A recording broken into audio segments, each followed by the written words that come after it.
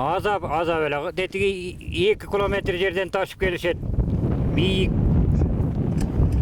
Anacana yılkına tozu üstüne ne böyle? Elden aylansa bolot eкен эми мына могуну жылда азапты жеп жылкы кирип кетип айдап чыга албай бала бакыранын баары кеткенден кийин азапты жеп эле атчылык монтип корулуп калып аябай жакшы болду.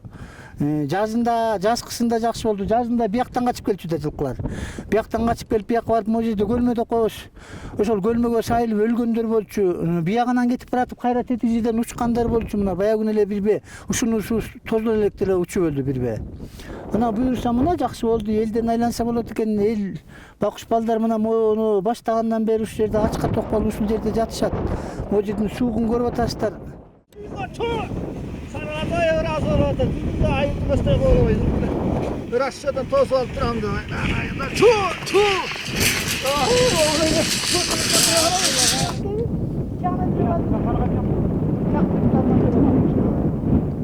Atıylar bozardı mı tutmuş sen?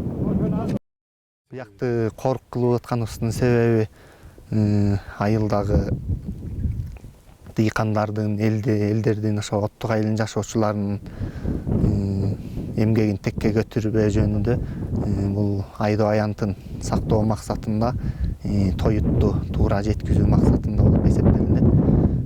Жалпы бу жерден